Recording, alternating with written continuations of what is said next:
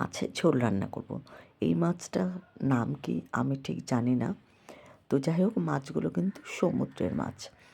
তো এই মাছটাকে দেখো কেটেই আনা হয়েছে। এবার নুন হলুদ ভালো করে মাখিয়ে নিচ্ছি। আর মাছগুলোর মধ্যে একটু ডিমও হয়েছে। তো যাই হোক, কারা কারা এই মাছ খাও আমাকে অবশ্যই জানাবে। নুন হলুদ ভালো করে মাখিয়ে নিচ্ছি। আর মাছের মধ্যে কিন্তু একটু আলু ব্যবহার করব। আর ধনেপাতা দিয়ে একটু পাতলা পাতলা করে ঝোলটা রান্না করব। তো মাছের নামটা তো বুঝতেই পারছি না কী মাছ। তো যাই হোক, তোমরা যদি জেনে থাকো আমায় অবশ্যই জানিও।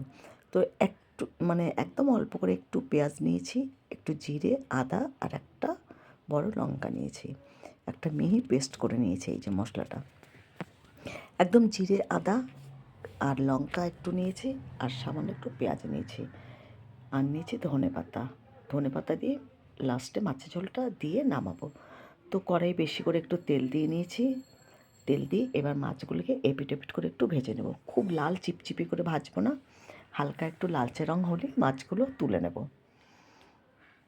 আর কড়াই খুব ভালো করে কিন্তু গরম করে নিতে হবে, নাহলে কিন্তু মাছগুলো ভেঙে যেতে পারে।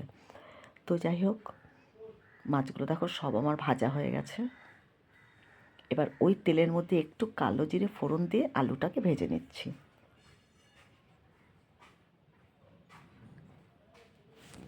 আর একটু এর মধ্যে তেল দিতে হবে। তো যাই হোক, আলুটা দিয়ে দিয়েছি। এবার এর মধ্যে আরেকটু আমি তেল দিয়ে নেব।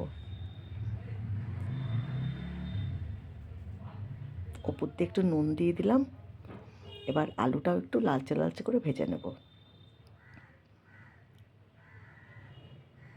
আমি উপর দিয়ে আবার একটু সর্ষের তেল দিয়ে দিলাম। কারা কারা এই মাছ খেতে ভালোবাসো অবশ্যই জানাবে। তো লাল লাল করে আলুটা ভেজে তারপর এর মধ্যে আমি মশলাটা দিয়ে দেবো। মশলাটা দিয়ে খুব ভালো করে কিন্তু কষাতে হবে। আমি কিন্তু আজকে টমেটো ব্যবহার করিনি, টমেটো ছাড়াই কিন্তু মাছের ঝোল রান্না করছি। তো যাই হোক, আগের দিনে কিন্তু অত টমেটো দিয়ে রান্না করতো না। তো যাই হোক, আর এখনকার দিনে তো আমরা টমেটো ছাড়া রান্না করতেই যেন পারি না। তো যাই হোক, টমেটো আজ ঘরে নেই তাই টমেটো দেইনি।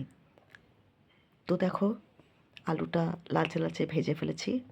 এবার এর মধ্যে মশলাটা দিচ্ছি। আর খুব বেশি কিন্তু আমি মশলা ব্যবহার করিনি, কেননা একটু হালকা পাতলা করেই মাছের ঝোলটা বানাবো। তো এর মধ্যে পরিমাণ মতন আবারও নুন আর হলুদ দিয়ে দিচ্ছি। এবার খুব ভালো করে মশলাটা কষিয়ে নেব। খুব ভালো করে মশলা কষে গেলে তারপর পরিমাণ মতন জল দিয়ে দেব।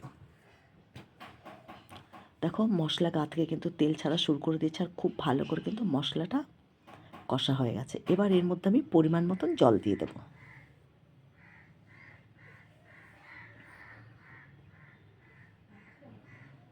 আর মাছের কিন্তু একটু আমি ঝোলঝোলই বানাবো। তো যাই হোক, আরেকটু জল দেবো। হ্যাঁ, আর কিন্তু দেবো না। তো এবার মাছের তো পরিমাণ মতন জল দিয়ে দিয়েছি। এবার ঝোলটা ফুটে উঠলে তারপর এর মধ্যে মাছগুলোকে, ভেজে রাখা মাছগুলো সব দিয়ে দেবো। দেখো, ঝোল টকবক করে ফুটে উঠেছে। এবার মাছগুলোকে সব দিয়ে দিচ্ছি। দেখো, ঝোলটা ফুটে ওঠার সঙ্গে সঙ্গে আমি মাছের মাথা দুটো আগে দিয়ে দিয়েছিলাম। এখন আমি মাছগুলো সব দিয়ে দিচ্ছি।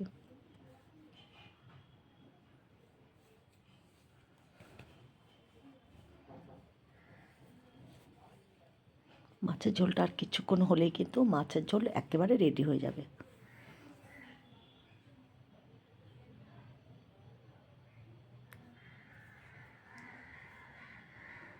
আর কিছুক্ষণ মাছের ঝোলটা ফুটলেই ধনেপাতা দিয়ে নামিয়ে নেব।